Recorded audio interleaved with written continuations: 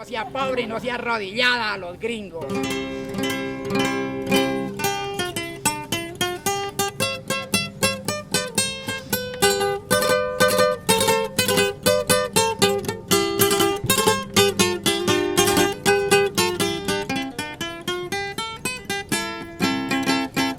Cambiemos un poquito de tema. Hablemos ahora un poco sobre participación política y sobre el acuerdo segundo.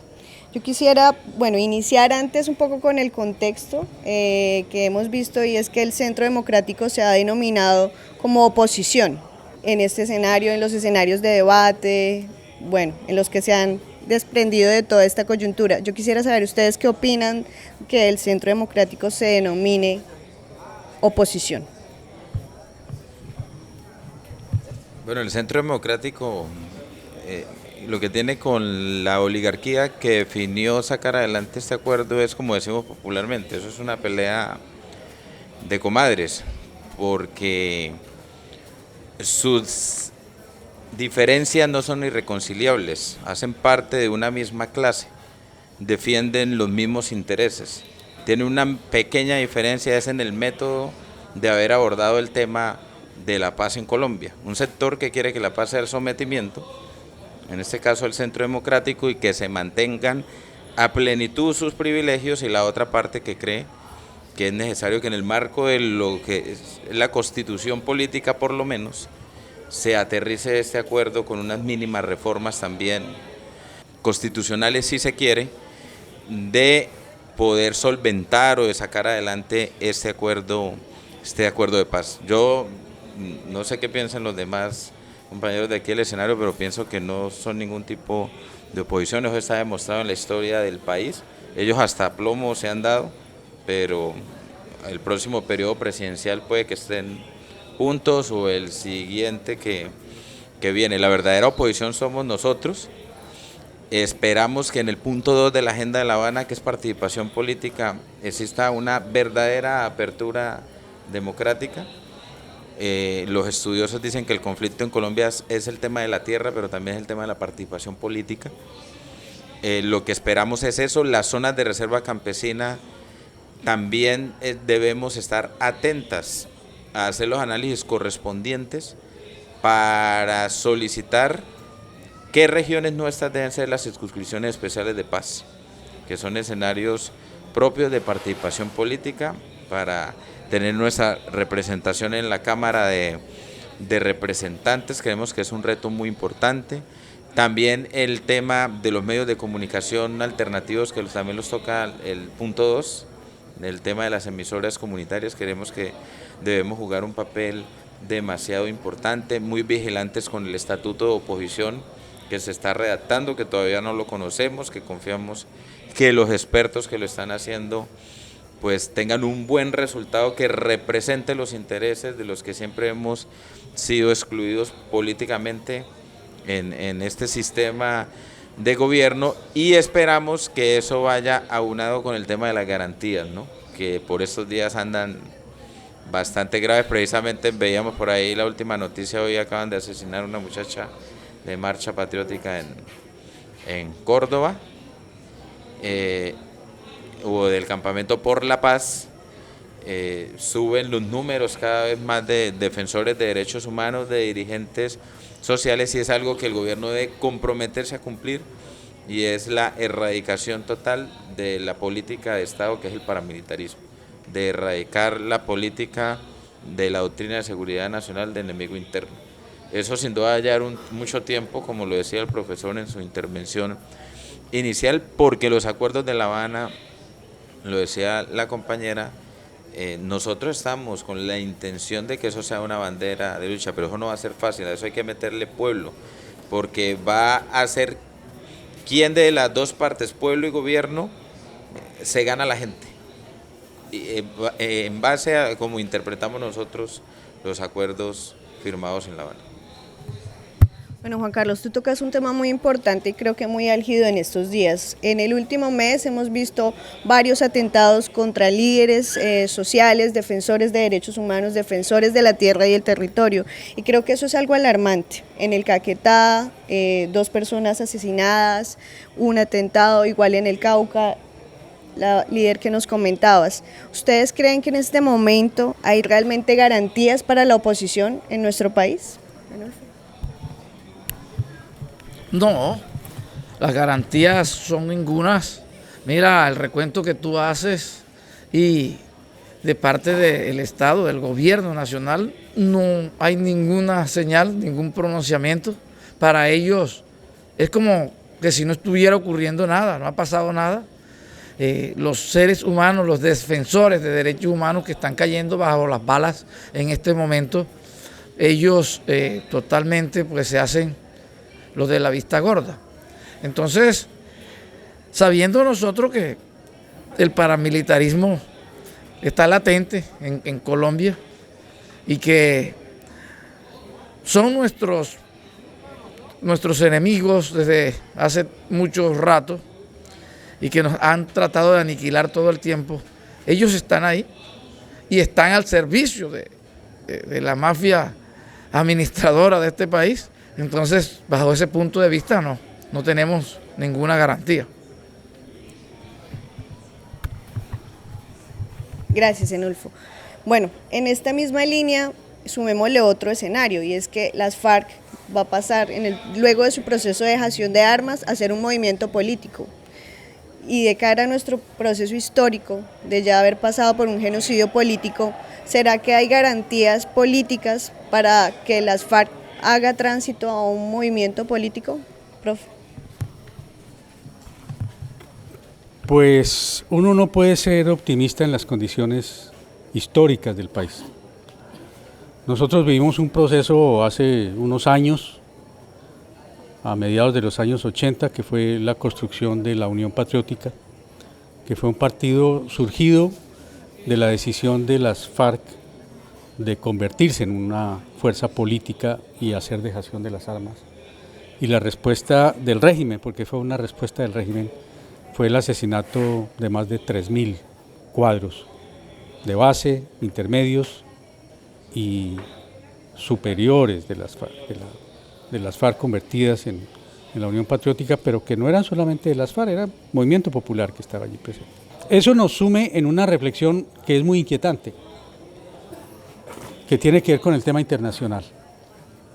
Los Estados Unidos en los años 70 reconocieron su derrota en Vietnam, reconocieron que habían sido derrotados, que habían perdido esa guerra. Se dieron cuenta de que el pueblo vietnamita los había derrotado, los iba a expulsar y que iba a comenzar una construcción de una ruta nueva, que era la unificación del pueblo vietnamita y la construcción de otro tipo de sociedad. Y los norteamericanos desarrollaron lo que se llamó la Operación Fénix, que consistió en tratar de liquidar todos los cuadros que tuvieran los vietnamitas para la construcción de esa nueva sociedad.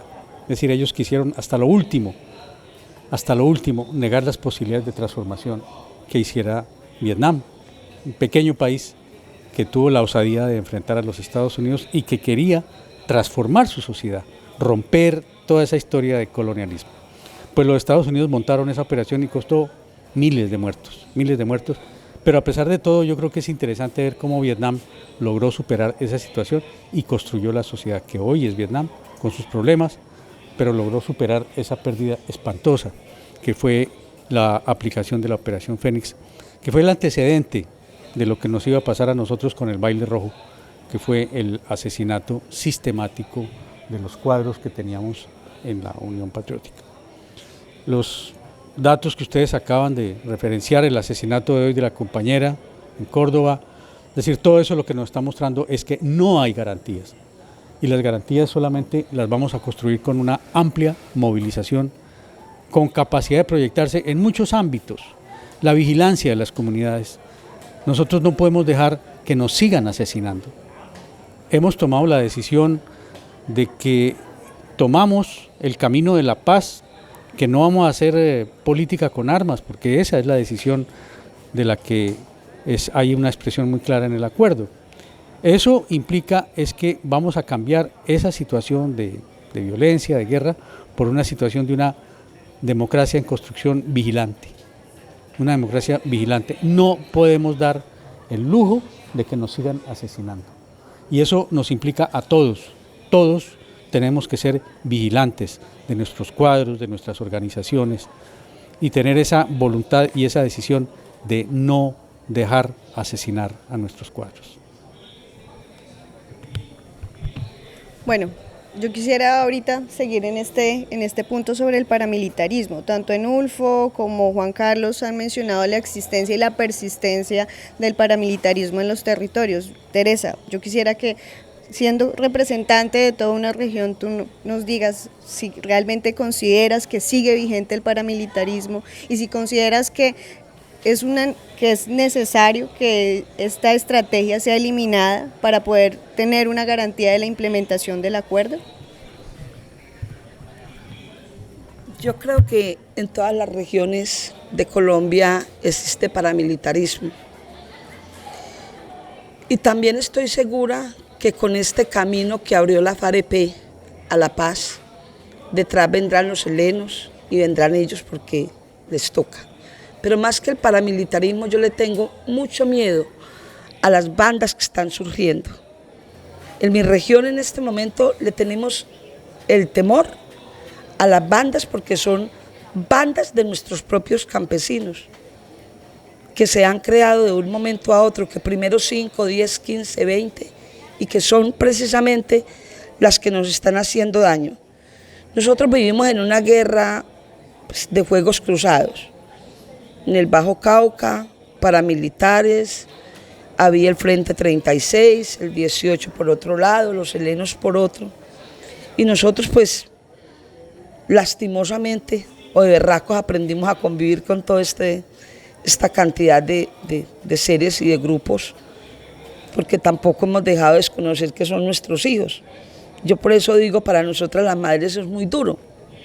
La guerra ha sido más dura para nosotros, porque es que nosotras fuimos las que parimos esos hombres, esos paramilitares, esos guerrilleros, esos de las bandas. Entonces yo nunca me atrevo, yo no los critico, porque todo esto lo generó la descomposición de este país, de este gobierno. Yo pequeña no conocí paramilitares jamás, pero la falta de oportunidades también los llevó a ellos, a unos por la defensa del territorio y a otros por la falta de oportunidades. Y también estoy totalmente segura que poco a poco ellos van a tener que ir también a unos acuerdos, que no serán de la misma manera que los de la FAREP, pero que sí, porque ellos mismos lo han manifestado. Sería yo no ser líder y decir que no nos hemos encontrado con ellos y que no han manifestado la voluntad, inclusive de respetarnos a nosotros, pues en nuestra identidad que tenemos como comunidad, la autonomía que tenemos para decidir en los territorios. Pero sí hay presencia de paramilitares y vamos a lo máximo a bregar que no seamos afectados, que no se vuelva a crear otra guerra. Bueno, ahora hablemos sobre cultivos y creo que aquí tenemos a dos representantes de regiones que tienen mucho trabajo y experiencia en esto. Juan Carlos, yo creo que es importante que nos cuentes cuáles son los principales avances, pero también los principales retos que tienen las organizaciones campesinas y las zonas de reserva campesina de cara al acuerdo sobre sustitución de cultivos de uso ilícito. Bueno, los anuncios institucionales y el mismo Departamento de Estado de los Estados Unidos dicen que los cultivos declarados ilícitos han aumentado de forma descomunal en los últimos meses y en los últimos años. Eso muestra un indicador, uno de que la estrategia de guerra contra las drogas que ellos le han llamado ha sido equivocada, o sea, las fumigaciones y las erradicaciones forzadas contra estos cultivos han fracasado, porque simplemente lo que hacen es desplazan el campesino, porque es una forma de desplazar al campesino, pero el campesino se desplaza con el cultivo, es decir, donde llega el campesino siembra, y si no se desplaza lo que hace es que cuando se pasa el ataque violento de parte del Estado, pues el campesino tiene su semilla encaletada en la selva y lo que hace nuevamente es sembrar, y eso pasa porque no se está resolviendo la dificultad y el problema social que tiene esa familia campesina. Nos preocupa en este momento que en el transcurso de las conversaciones de La Habana, pues esas prácticas se siguieron haciendo. Claro está, Un principio de los diálogos de La Habana era que nada está acordado hasta que todo esté acordado, pero a pesar de que ya todo está acordado, ese tipo de prácticas el gobierno las viene realizando en diferentes partes del país, que es la erradicación de cultivos de coca de manera violenta, de manera forzada, y además aprovecho el escenario para denunciar, profesor, para que nos ayude a investigar lo mínimo que nosotros hemos investigado, y es que el gobierno tiene una política militar de sustitución paralela a lo firmado en La Habana, y es la resolución 3080 del 29 de abril del 2016. Nosotros la hemos venido denunciando, es un documento que está en la página web del Ministerio de Defensa. Este documento dicta claramente la necesidad de cooptar líderes del territorio bajo el clientelismo, y bajo el clientelismo de estos líderes cooptados en los territorios, quitar ahora lo que ellos llaman los intermediarios. Los intermediarios ahora para el gobierno colombiano somos las organizaciones sociales, ni siquiera somos campesinos, sino nos llaman intermediarios. Entonces, cuando usted escucha ese discurso y ese lenguaje en ciertas personas y en ciertos territorios, resulta que usted revisa el documento y es completamente el libreto que está establecido en esa resolución 3080 del 29 de abril del 2016. Y también aprovecho para denunciar lo que en el Catatumbo denunciamos hace 10 días en un comunicado público, que lo llamamos del Plan Consolidación a Fe en Colombia. Plan Consolidación, como ustedes bien conocen, ha sido una política cívico-militar, ahora se llama Fe en Colombia, también está en sus páginas web, diseñada por el Comando Sur de los Estados Unidos, que lo que busca es lo que han intentado en los últimos años, lo que ellos llaman recuperación social del territorio. Primero, eso viola el derecho internacional humanitario en zonas como la mía, que sí está entre grupos guerrilleros, y al vincular la comunidad con fuerza pública, pues se pone en riesgo la comunidad. Segundo, dice exactamente también este programa Fe en Colombia, profesor, que la fuerza pública lo que busca es intervenir en los planes de vida y planes de desarrollo de la comunidad para eliminar los intermediarios, ¿cierto? Entonces, ahí está claro de que el gobierno obviamente va a seguir con sus planes, con sus diseños, y por eso me refería hace un momento al tema de la implementación de los acuerdos, porque ellos lo están viendo es así, bajo el diseño que diga Washington, y eso está comprobado, no es propaganda subversiva para desprestigiar al gobierno, sino que son documentos oficiales que hoy existen, y es el gran reto que tenemos, por ejemplo, hoy frente a la sustitución. Aquí al fondo tenemos al señor Eduardo Díaz, que es uno de los que está impulsando ese tipo de propuestas en los territorios, está generando un montón de dificultades en las zonas donde existen los cultivos de coca.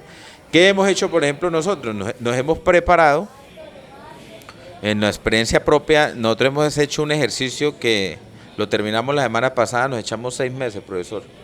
Lo llamamos consultas previas campesinas. Vereda por vereda, nos recorrimos 100 veredas del municipio de Tibú. Tibú tiene 180 veredas, pero nos recorrimos las 100 veredas que tienen cultivos de coca. Y vereda a vereda lo que hacíamos era exponer el punto 4 de la agenda de La Habana. Y le decíamos a la gente, ¿se sienten representados o no? Entonces, a través de mandato popular, la gente se inscribía. Y en este momento, por ejemplo, nosotros tenemos 3.033 familias solo de Tibú dispuestas a sustituir, pero basado en lo que se acordó en La Habana. Entonces, sin duda es un reto, eso también va muy aunado a la seguridad, porque hay bandas, como lo decía la compañera, hay intereses en estas zonas que no les conviene que este tipo de economías desaparezcan. O sea, se va a elevar también el riesgo por doble vía, por la vía política y por la vía de estas economías o de esta gente que vive economías ilegales en regiones como las nuestras. Gracias, Juan Carlos. Teresa, yo quisiera que nos digas o nos cuentes, yo he sabido que en diferentes territorios de tu región del noroccidente colombiano se han venido conformando coordinadoras y comités de cocaleros y cocaleras. Cuéntanos por qué es importante en este momento organizarse como cocaleros. Es importante estar organizados y organizadas como comités cocaleros porque es la defensa que tenemos nosotros en este momento. La FARC no nos va a defender la coca, El gobierno, mucho menos. Las bandas y el narcotráfico les interesa el producto, no les interesa defender como tal el proyecto productivo que es la coca, porque de eso vivimos, de ese proyecto productivo, y por eso lo defendemos, y fue una manera muy bonita, organizativa. Yo felicito mucho Lansor, que fueron los creadores de estos comités, y que se han fortalecido poco a poco, y que estamos cogiendo una fuerza grande a nivel nacional. Y aprovecho esto porque queremos que el gobierno nos reconozca como comités cocaleros, tanto de hombres como mujeres, porque es directamente la defensa de nuestro proyecto productivo, y con nosotros tienen que negociar, con nosotros no van a llegar que les vamos a erradicar o que les vamos a fumigar. Nosotros ya no hacemos lo que hacíamos antes, que nos arrancaron una mata de coca y nos íbamos a bloquear la vía. Nosotros ya no bloqueamos la vía, nos vamos 14 o 15 líderes y llamamos la atención, sí, con un bloqueo de vía. Pero mientras tanto están nuestros compañeros y compañeras agarrados en sus corrales de coca. Y la consigna de nosotros es nuestro proyecto productivo. Y nada más a uno no lo matan con un disparo de hambre, también se mueren nuestros hijos. Y por eso no vamos a permitir, tiene que ser negociado. Y con todos los comités cocaleros, tenemos comités cocaleros veredales, corregimentales, municipales, departamentales y la COCAN, que ya es nacional. Y es en todo el país. Esto se ha ido fomentando poco a poco, poco a poco. Antes no nos tenían incluidas a las mujeres como coquicultoras. Reclamamos y dijimos, es que nosotros también somos coquicultoras, y ahí estamos ya las mujeres en los comités cocaleros. Entonces para mí es la defensa. Yo digo que es la parte organizativa más grande que tenemos nosotros como cocaleros y cocaleras. Gracias, Teresa. Juan Carlos decía algo que es muy importante, y es que si bien en La Habana se han ido desarrollando planteamientos muy importantes en materia agraria, en materia de cultivos, de participación política, el gobierno por su parte a nivel nacional ha venido desarrollando todo tipo de leyes y de prácticas que en la realidad van en contra del acuerdo. Vemos la ley de Sidres, vemos la erradicación forzada, utilizando de hecho a las fuerzas del ejército para que entren en los territorios y erradiquen. Profesor, ¿qué nos espera o qué podemos hacer de cara a estas contradicciones? ¿Qué podemos hacer para subsanar esto? ¿O qué nos espera como movimiento social y qué deberíamos hacer en este entorno? Bueno, el problema es que yo tengo una visión mucho más enredada del lío de la coca. Nosotros hacemos una partecita del negocio. Nosotros apenas somos una partecita del negocio. Las grandes ganancias las tienen, ustedes saben quiénes, los bancos. Los bancos son los que lavan los grandes recursos del narcotráfico. Nosotros apenas tenemos una partecita. Pero lo que nosotros producimos es muy importante. Nosotros estamos generando aproximadamente, según cálculos, unas 500 toneladas anuales de coca que se exportan hacia los Estados Unidos. Y eso equivale al 70% del consumo de cocaína en los Estados Unidos. Es decir, nosotros somos un productor muy importante de una mercancía que es todavía más importante en los Estados Unidos. Nosotros vimos en los años 90 un fenómeno muy particular, y fue cómo se desencadenó el sistema de fumigaciones aéreas, pero no era para destruir la coca. Esta es como la sorpresa. Era para reducir la oferta de coca y volver a sostener los precios, porque la coca nunca se ha eliminado y no les interesa eliminarla, les interesa controlarla, les interesa controlar la población y los territorios que están en esto, controlar a esa población, no como ustedes que le dicen al Estado, no, es que vamos a negociar, y se logra un punto de negociación, no, pero ellos no quieren negociar, ellos quieren que se siga produciendo, pero en las condiciones que son rentables, porque hay que decirlo, Colombia es el país más competitivo, no en café, no en banano, no en caña, en coca. Y somos competitivos en coca, ¿por qué? Porque la coca se produce en tierras que no valen nada, son las tierras de nuestras reservas forestales, son las tierras del borde de la frontera, no son las tierras más ricas. y se produce con una mano de obra baratísima, que es la mano de obra de los campesinos y de las campesinas. Entonces ese es un negociazo, porque aquí se produce con muy bajos costos y las ganancias que se obtienen afuera son altísimas. Entonces por eso es que no les interesa que el negocio se termine. Ahora, la perspectiva es una negociación. Vamos a hacer una negociación y hay que ser muy crudos en eso. A Estados Unidos le interesa la cocaína que se produce en Colombia. Eso no seamos fariseos. Estados Unidos necesita esa cocaína. Cuando nosotros decimos que producimos el 70% de lo que se consume, quiere decir que allá interesa eso. Imagínense ustedes la entrada de la cocaína a los Estados Unidos. Estados Unidos es el país más poderoso en términos militares y en términos tecnológicos. Y uno dice, ¿cómo entran 400, 500 toneladas de cocaína? ¿Nadie las ve? ¿O es que hay un interés en que esa entrada de esa cocaína funcione? Es decir, estamos acostumbrados a echarnos un poco de mentiras. Y esas mentiras, la negociación las va poniendo en blanco y negro. Vamos a negociar. No es que vamos a erradicar, vamos a negociar. Y la perspectiva de que Colombia transforme su agricultura con unos campesinos en tierras buenas, con acceso a tecnología, mercados, etcétera, nos va a dejar de significar que el atractivo de la producción campesina sea la cocaína, porque tenemos otras cosas que producir importantes. Pero mientras los Estados Unidos demanden cocaína, vamos a estar sujetos a ese régimen. Por eso, la salida negociada es la salida. Bueno, tal vez una última pregunta para el que quiera, y es que el acuerdo dejó grandes temas sin tratar, tal vez como la minería artesanal, la política de seguridad nacional. Son temas grandes, son temas gruesos que quedaron por fuera.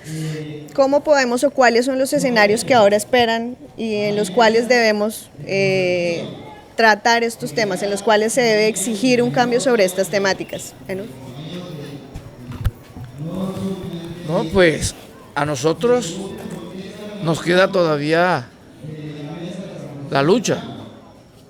A nosotros nos toca seguir buscando insertar en nuestro plan de vida como campesinos, como colombianos, muchas cosas que no lograron introducirse en esos acuerdos, pero sabemos que hay que dar los primeros pasos, ¿no? Es algo en lo que está aprobado a favor de nosotros, pero no dejar de lado lo que nos falta para que lograr tenerlos incluidos en nuestro plan de vida. Ya sabemos y lo tenemos probado que para lograr eso es la fortaleza nuestra es la movilización, la presión de nosotros, porque no podemos esperar que nos los van a brindar jamás de parte del Estado. Pues no sé si Juan tiene algo que agregarle a esto. Bueno, sí, no, fortalecer la movilización social, un principio muy importante para seguir las conquistas del campo popular es la unidad del movimiento popular. Sin la unidad del movimiento popular va a ser muy complicado poder conseguir esas conquistas. Muchos de nosotros, en los movimientos a los que hacemos parte, tenemos vocación de poder. Hacia allá vamos. Creemos que una de las herramientas que está en el horizonte es una nueva Asamblea Nacional Constituyente que permita, con la correlación de fuerzas a favor, cambiar lo que hoy está afectando al pueblo colombiano. Pero creo que son como los elementos que uno puede ver y avisorar lo más pronto, en un futuro pues pronto en Colombia. Bueno, de cara a un posible proceso de negociación, o bueno, el que ya está empezando con el ELN en Ecuador, profesor, las zonas de reserva campesina, ¿qué retos podrían tener allí en este proceso de negociación? ¿Cómo podrían incidir? ¿Qué viene de las zonas de reserva en este proceso de paz? Bueno, la propuesta de las reservas campesinas ha sido tan interesante que inclusive sectores que tienen relaciones con el Ejército de Liberación Nacional han propuesto algo muy similar, que son los territorios agroalimentarios. Me fascina esa propuesta porque quiere decir que la idea le gusta a mucha gente, no solo a la gente nuestra, sino que hay otros sectores que quieren impulsar esa figura. O sea que ante esa perspectiva de la necesidad de reconstruir nuestra capacidad alimentaria, el que la perspectiva de negociación del ELN implique la incorporación a una propuesta de esa naturaleza similar a nuestras reservas campesinas, le da todavía mucha más fuerza a nuestra propuesta. Yo diría que bienvenido, de todas maneras, bienvenido, independientemente de las propuestas que se tengan, bienvenido el proceso de negociación con el Ejército de Liberación Nacional, porque nos ayuda a quitar la presión de la guerra en Colombia. A mí me aterra que dentro del dispositivo que el Estado colombiano ha ido preparando para el posacuerdo está un código de policía terriblemente regresivo y represivo. ¿Esa es la paz que quieren? ¿Esa es la paz que el Estado colombiano está avisorando? ¿Una paz donde se va a intensificar la represión? Entonces lo que decía Juan Carlos a mí me parece que es muy importante. Nosotros apenas estamos comenzando la lucha por la democratización de Colombia, apenas la estamos comenzando. Y los obstáculos van a ser inmensos, muy grandes, porque lo que se quiere precisamente es que sea una paz, pero rentable para ellos. No se está pensando en una paz para la construcción y el beneficio de un país democrático, no, se está pensando en una paz en la que se pueda ganar sin costo los territorios, la capacidad de producción y, lo que es más grave aún, la capacidad de trabajo de los colombianos, porque la persecución que se está planteando desde estos mecanismos que judicializarían al movimiento popular es para que no tenga ningún músculo organizativo, sino para que esté disponible como han querido que sea. Yo veía una vez un graffiti en una pared en Bogotá que decía: los sueños de los pobres son las pesadillas de los ricos. Y realmente nuestro sueño de paz, nuestro sueño de democracia, nuestro sueño de construcción de un país distinto es la pesadilla de los ricos. Gracias, profe. Bueno, desde Curumaní, Cesar, las zonas de reserva campesina se despiden. Somos una iniciativa agraria de paz. Buenas noches. Muchas gracias.